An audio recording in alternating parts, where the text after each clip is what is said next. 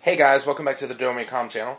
When I was at the Spring Fever gaming convention here at Raleigh, for my Hordes and Warmachine stuff, I ended up taking a Mark II Army transport and two separate Tupperware containers this big, full of stuff. Models were not well protected. The paint sometimes would chip, or I'd have to re-glue an arm or whatever. It just got kind of crazy with all this, and Tony, who has watched me go to different gaming stores, can, when I'm carrying all this, plus a tripod, plus a digital video camera, plus potentially even a computer if I'm trying to stream something on Justin TV, it just gets unwieldy, okay? And so I went ahead and just made an investment. And guys, I ended up picking up the Warmachine Battlefoam bag. Now, I'm not going to lie to you, this thing is a pretty penny, okay? Highly suggest that if you decide you're going to get it, you look for every discount you possibly can. Basically, from the price I ended up paying for this was nearly somewhere between 15 and 20% off the retail price. Otherwise, quite honestly, I would not have picked it up, even though it is amazing. We're about to go over this. So, just from a size comparison, you know, it's about the same height. However, if you look at it from the top, you can tell that it's not quite as deep. And then if we move it in front, it's also not quite as wide. But it's not a humongous difference between these two things. And also realize that even beyond this bag, the two of those Tupperware things, I still was carrying my Legion of Everblight in their own battle box. Okay, so let's take a look at the Battlefoam Privateer Press Warmachine bag, because everything that's Warmachine that I own is in here, and there's extra space.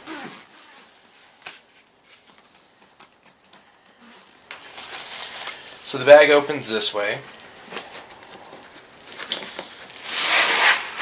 And I like it because it has, you know, there's a similar feature that exists in the Mark II Army Transport bag by Sable, where basically you can reach in and grab any particular level and bring it right on out. Here is the only kind of small problem with pluck foam, and that is that I find that in order for me to keep my models truly safe, I really need to keep two layers of the pluck foam just so that it remains sturdy and stable, and especially if you got heavy metal models, it doesn't cause any accidental tear on a particular layer. With the Battlefoam bag, if you choose to not get their pluck foam version, the dividers between the models is much thinner, but because it's not pluck foam, you don't have to worry about it accidentally just falling out. So this is one of my levels. It's the least populated one. Here we have pretty much everything Khador, as well as quite a bit of Menoth, which is actually the first army I started with. I talked about this earlier, but the new additions to the Khador army include Widowmaker unit, Manhunter, and two of the mortar teams. This is just the lookouts for them. But I have the mortar itself as well. Starting to get my Signar in order.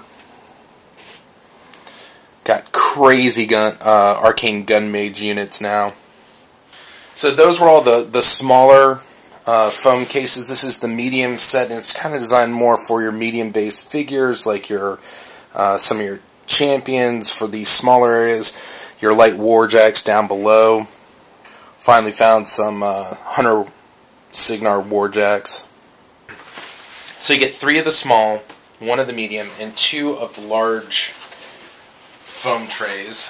Large foam trays are really designed for your large base models, typically your heavy warjacks, but I will be honest with you, with the new plastic kits, the light warjacks really kind of don't fit into the medium-sized one. You really need to put them into the large area to keep them safe. And this is the remainder of my Warmachine collection. Other features of this bag include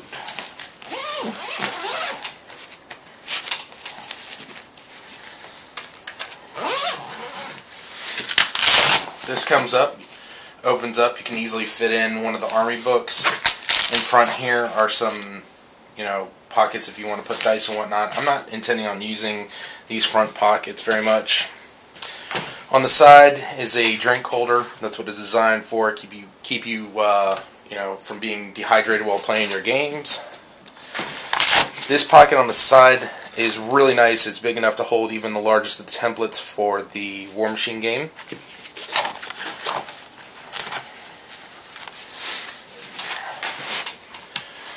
And something that you can really get the sense that this bag was designed specifically for Warmachine or Hordes.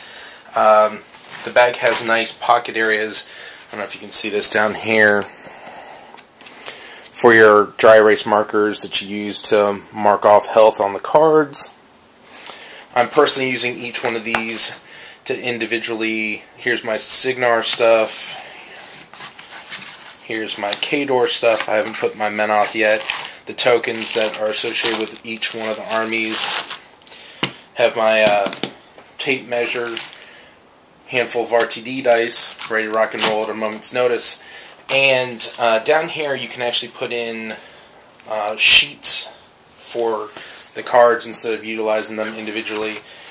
In this kind of formation, you can actually put a bunch of cards into a card protective sheet. So guys, a quick overview of the Battlefoam bag. I think they did a fantastic job.